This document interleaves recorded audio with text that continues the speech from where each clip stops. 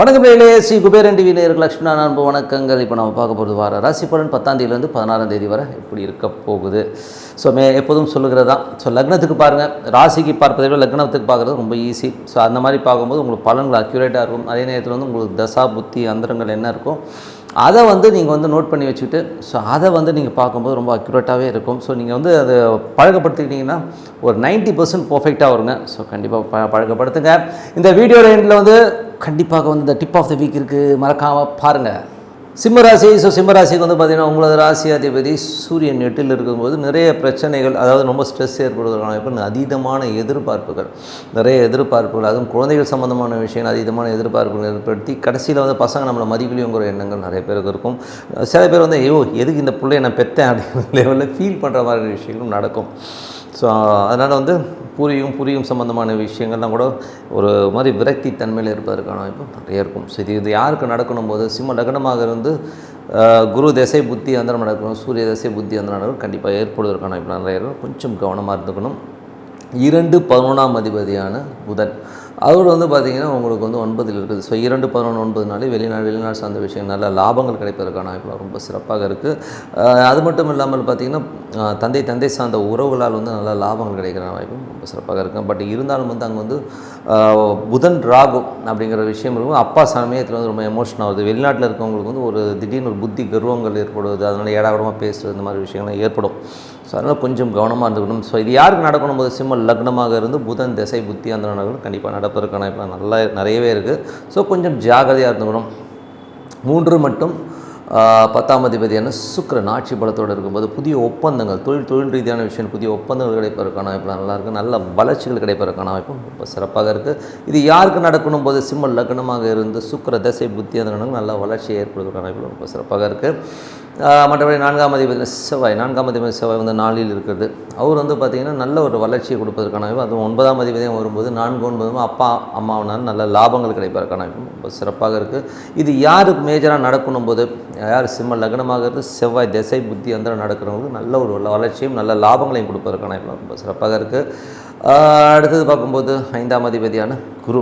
So 5ஆம் அதிபதியான குரு பார்த்திங்கன்னா 8ல் இருக்கும்போது குழந்தைகள் சம்மந்தமான விஷயம் கொஞ்சம் ஏடாவடமாக ஃபீல் பண்ண வைக்கும், கொஞ்சம் ஸ்ட்ரெஸ் வருவதற்கான வாய்ப்பும் நிறைய இருக்குது. 5-8 பூர்வீக சம்மந்தமான விஷயங்கள், பூர்வீக சொத்துக்கள் சம்மந்தமான விஷயங்கள், மனக்கசப்புகள் வருவதற்கான வாய்ப்பு கொஞ்சம் கவனமாக இருந்துக்கணும். இது யாருக்கு மேஜராக நடக்கணும் போது சிம்ம லக்னமாக இருந்து குரு திசை புத்தி அந்தரம் நடக்கணும் கண்டிப்பாக நடப்பதற்கான வாய்ப்புலாம் நிறைய இருக்குது.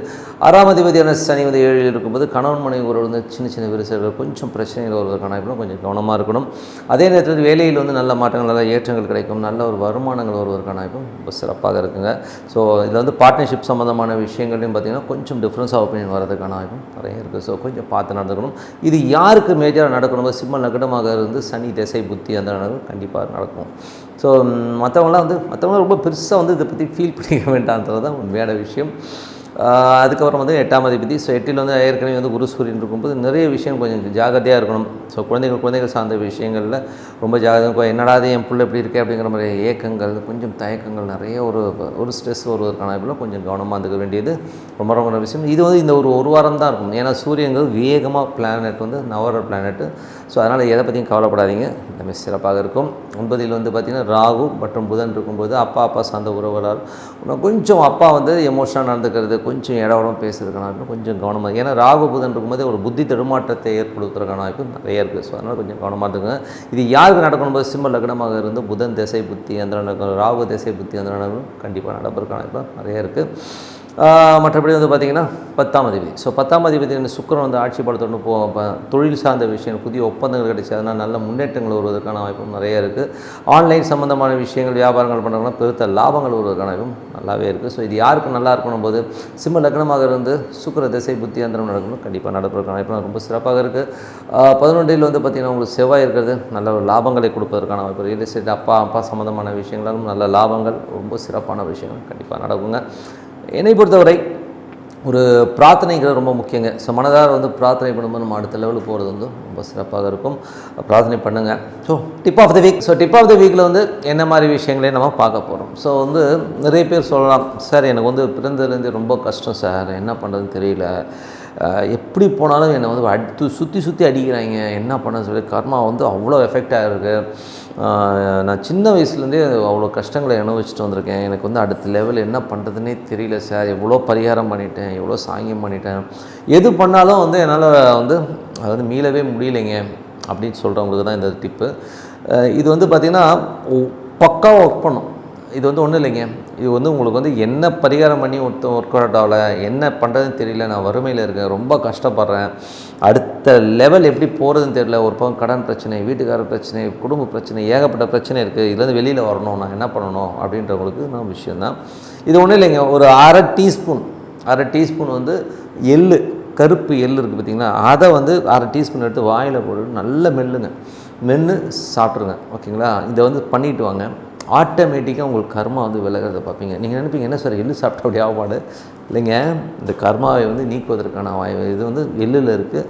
கண்டிப்பாக ஒரு 1/2 டீஸ்பூன் எள்ளை வந்து வாயில் போட்டு மென்று சவிச்சிட்டு நல்லா மென்னுட்டு முழுங்க. உங்களுடைய கர்மாக்கள், ஐயோ எத்தனை பிறவிங்க நான் எடுத்தேன்னு தெரியலைங்க, சின்ன வயசுலேருந்து கஷ்டப்படுறவங்களுக்குலாம் வந்து பெரிய ஒரு பிரேக் கிடைக்கும். கண்டிப்பாக பண்ணி பாருங்கள். ஸோ லைஃப்பில் வந்து ஒரு நல்ல பிரேக் கிடைக்கும் சார். ஸோ நல்லதே நடக்கட்டும். அடுத்த வாரம் சந்திப்போம். நன்றி, வணக்கம். ஸ்ரீ குபேரன் டிவியை பார்த்தமைக்கு நன்றிகள். மேலும் இது போன்ற தகவல்களை தெரிந்து கொள்ள ஸ்ரீ குபேரன் டிவியை சப்ஸ்கிரைப் செய்யுங்கள். மறக்காமல் பெல் ஐக்கானை கிளிக் செய்யுங்கள்.